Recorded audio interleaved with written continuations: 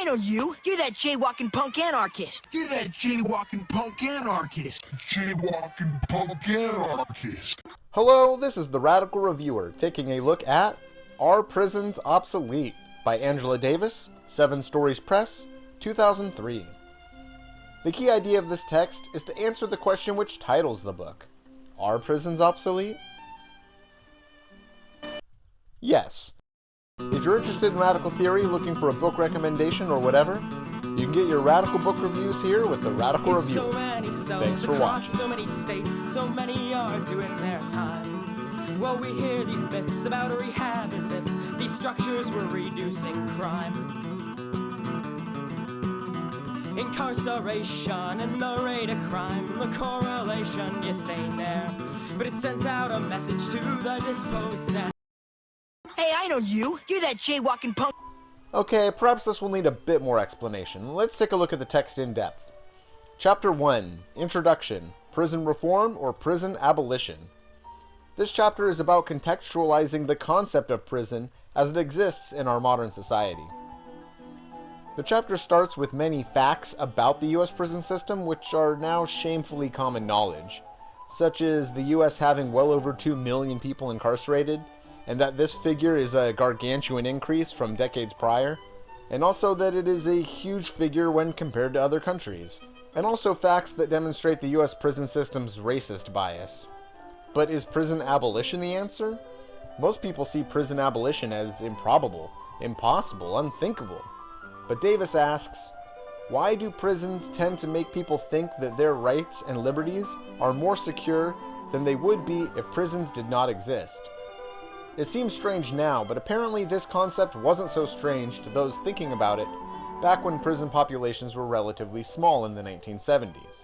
As Michelle Alexander argues in The New Jim Crow, the National Advisory Commission on Criminal Justice Standards and Goals, which issued a recommendation in 1973 that no new institutions for adults should be built and existing institutions for juveniles should be closed. This recommendation was based on their finding that the prison, the reformatory, and the jail have achieved only a shocking record of failure. There is overwhelming evidence that these institutions create crime rather than prevent it. Back to the text. Davis argues, corporations roam the world in search of nations providing cheap labor pools. This corporate migration thus leaves entire communities in shambles. Huge numbers of people lose jobs and prospects for future jobs. Because the economic base of these communities is destroyed, education and other surviving social services are profoundly affected. This process turns the men, women, and children who live in these damaged communities into perfect candidates for prison. Essentially, capital flight causes mass unemployment. Mass unemployment leads to increases in crime and drug use, and criminalization of the community. And though this sounds terrible, from capitalism's perspective, this process is actually making the community profitable again by converting the surplus population into the cash cow that is the prison industrial complex. You folks may have seen this play out in your own lives. For me, there's a city near me which I'd worked at on a few occasions. Now, several decades ago, the city was a booming metropolis with a lot of well-paying industry and manufacturing-based jobs. Over the last few decades, however, with capital flight and deindustrialization, this city has fallen into deep poverty. There are several empty storefronts. I was told by another employee that the stores that are open are typically fronts for drug operations. There are no real prospects for new construction or well-paying jobs returning to the city. Infrastructure is crumbling. Fast food places give you your food through bulletproof turnstiles to avoid robbery. Poverty, drug use, and unemployment are widespread. Like any other city, children grow up there. I have several friends and family who attended school in the city. However, most of the people who can afford to move away do, and many adults say they avoid the city altogether, and others say they never drive in the city at night. And of course, with all this comes white flight and criminalization of the entire community. These communities are hurting, and we don't need cops patrolling around like an armed gang waiting to arrest anyone they see on frivolous charges. What we need is to free the capable men and women currently locked up, get them back to their families and back to their communities to help rebuild these communities. Or as Davis concludes, Mass imprisonment generates profit as it devours social wealth, and thus it tends to reproduce the very conditions that lead people to prison. Chapter 2. Slavery, Civil Rights, and Abolitionists' Perspectives Towards Prison. Against the law of the king, perhaps, but against the law of common decency? I think not. This chapter is about the long and sordid history between slavery and prisons. To start the chapter, Davis argues, slavery, lynching, and segregation are certainly compelling examples of social institutions that, like the prison, we once considered to be as everlasting as the sun. Or as the Song for the Next May Day states,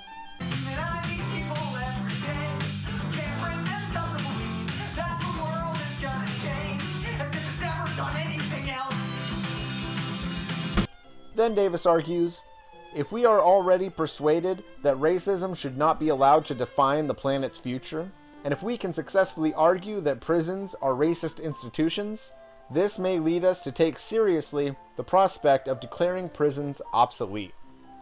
And if we include sexism and classism into this criteria, you essentially have the argument of this entire text, and of prison abolition as a whole. Davis goes on to explain the Mississippi Black Codes of the 1860s, which were a set of laws that imprisoned black citizens for extremely frivolous charges, such as neglecting your job, wanton in conduct or speech, handling money carelessly, and idle and disorderly persons. But neglected job?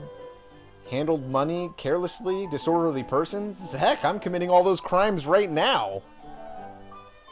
Okay, so the criteria of these crimes is laughable, but the punishment is no laughing matter. From here, Davis explains the convict lease program, where huge groups of prisoners were leased to private companies and individuals to do forced labor for free.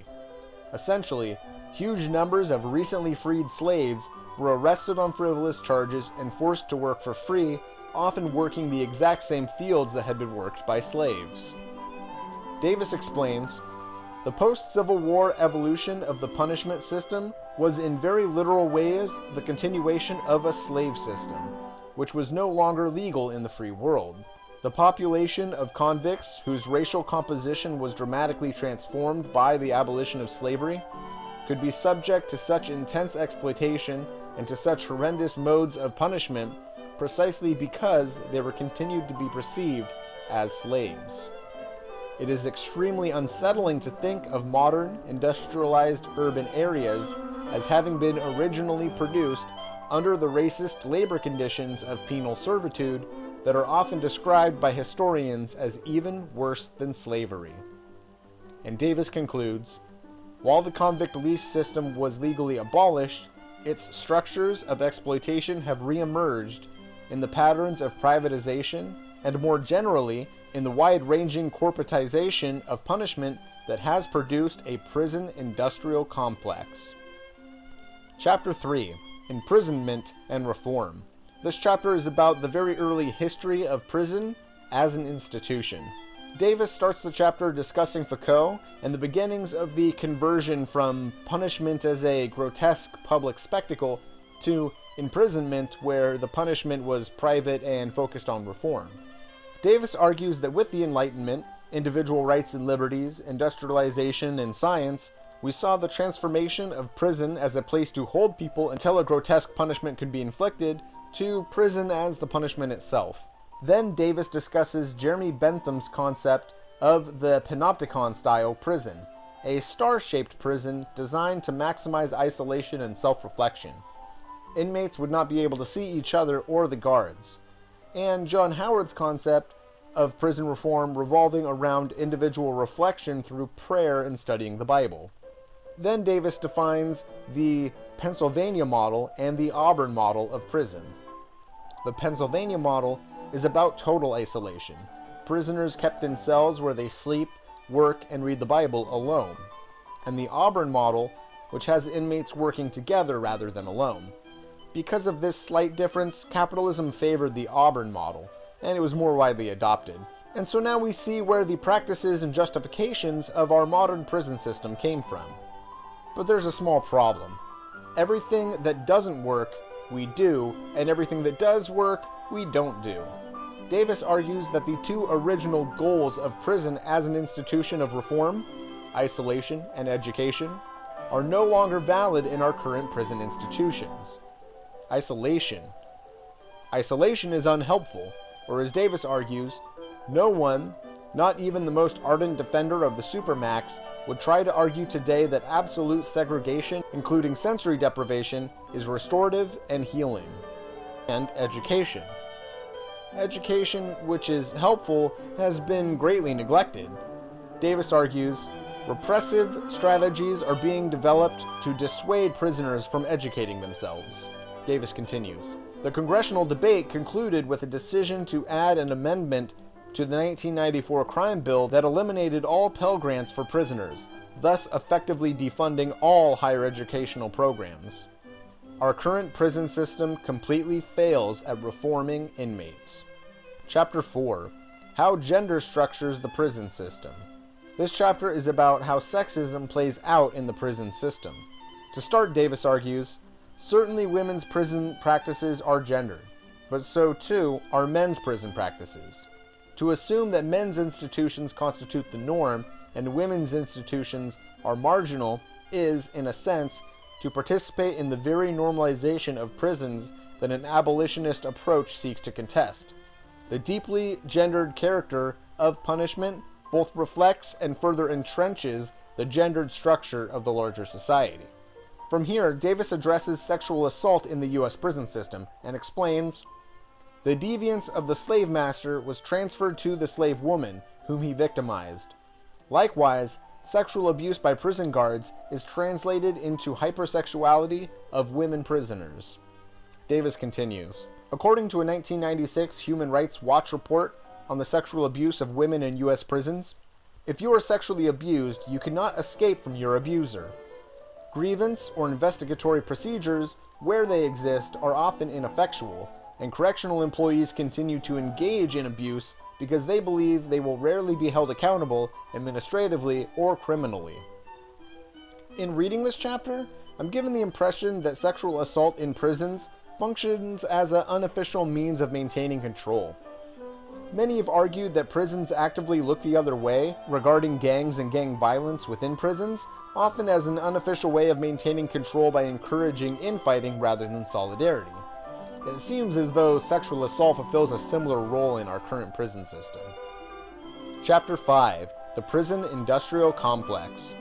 This chapter is about the institution of prison as a cash cow for capitalist interests.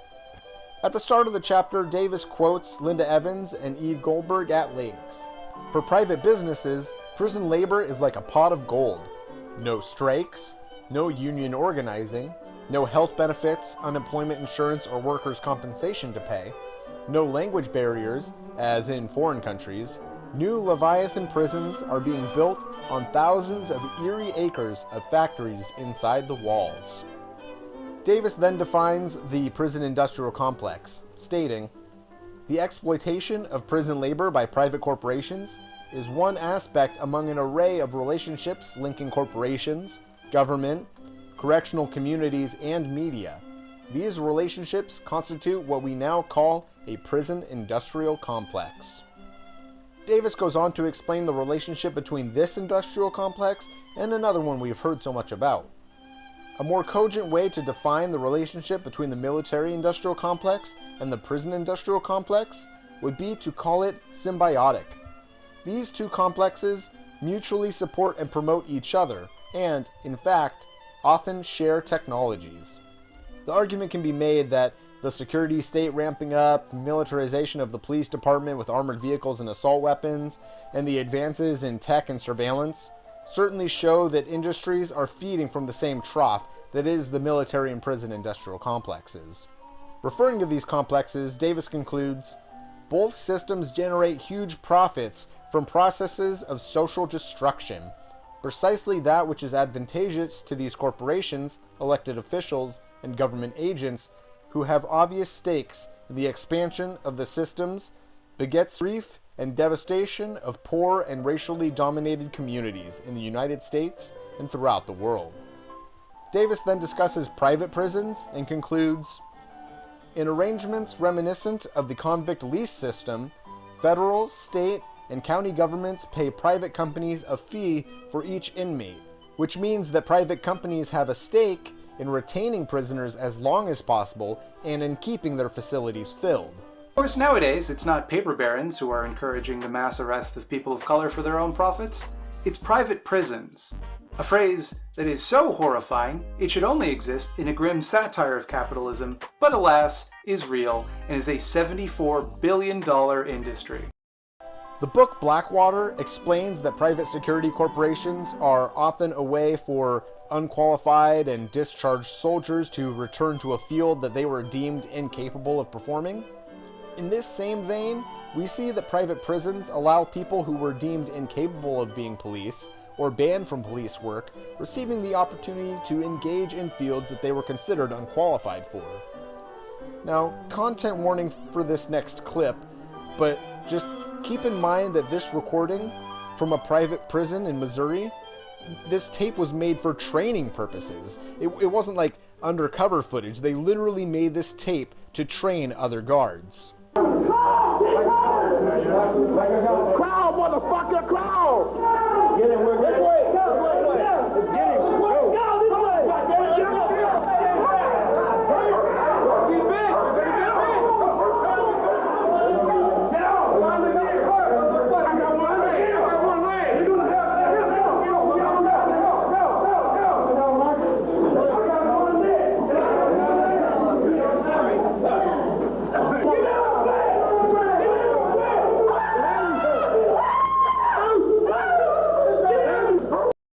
Thankfully, this video resulted in a lawsuit and Missouri ending its contract with the prison.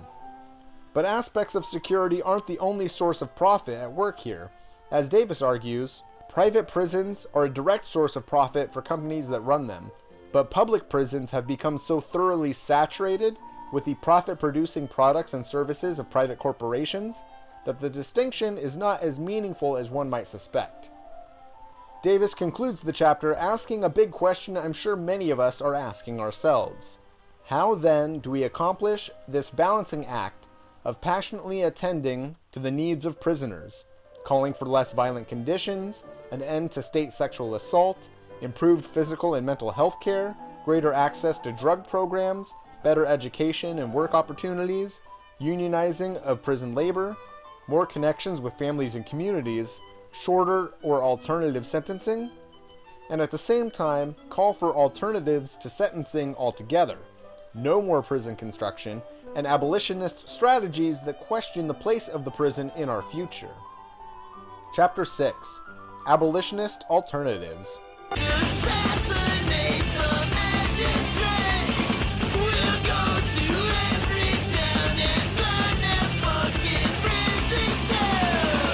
To start the chapter, Davis explains, the prison industrial complex is much more than the sum of all the jails and prisons in this country.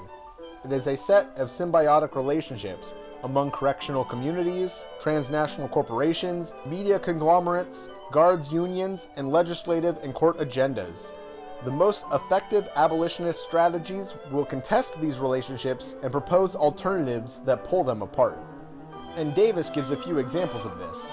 Demilitarization of schools, revitalization of education at all levels, a health system that provides free physical and mental care for all, and a justice system based on reparation and reconciliation rather than retribution and vengeance.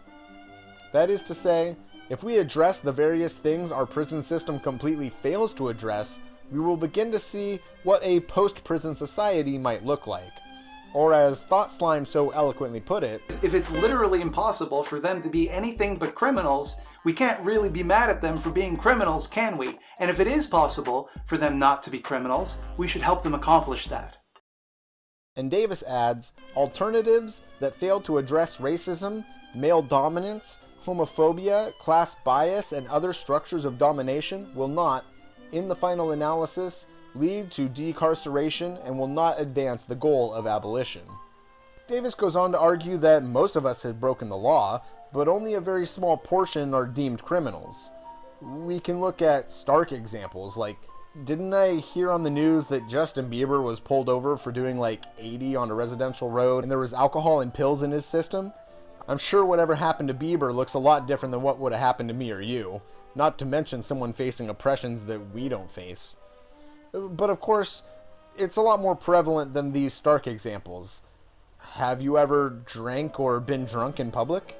Got into a heated disagreement with someone, or stole a candy bar, or drove recklessly, or jaywalked, or smoked weed? Hell, I did all those things today. And of course we know that people live in heavily policed communities. People face police biases and are not so lucky at getting away with these minor offenses that we've all committed. Or as Davis concludes, enormous numbers of people are imprisoned simply because they are, for example, black, Chicano, Vietnamese, Native American, or poor regardless of their ethnic background. They are sent to prison not so much because of the crimes they may have indeed committed, but largely because their communities have been criminalized. Conclusion.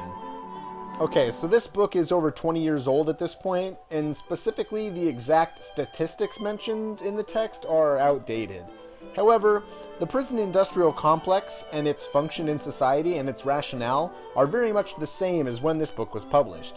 Because of this, the arguments of the text remain incredibly relevant. If you're interested in YouTube videos about police and prison and society, I recommend Non-Compete's video, How Do Anarchist Police and Military Work, and Thoughtline's video, All Cops Are Bad, as well as Radiant Tapai's video, Kids in Cages, How Did We Get Here? If you're interested in a more modern and thorough explanation of the issues addressed in this text, then I recommend The New Jim Crow by Michelle Alexander. Now, as for Our Prisons Obsolete, the strength in this text resides in its brevity. It's concise. If you or someone you know needs a primer on prison abolitionism, Our Prisons Obsolete is that primer. This text clearly and concisely demonstrates that the colossal theft that is the prison industrial complex is obsolete. Or as Angela Davis puts it, radical opposition to the global prison industrial complex sees the anti-prison movement as a vital means of expanding the terrain on which the quest for democracy will unfold. This movement is thus anti-racist, anti-capitalist, anti-sexist, and anti-homophobic. It calls for the abolition of the prison as the dominant mode of punishment, but at the same time recognizes the need for genuine solidarity with the millions of men, women, and children who are behind bars.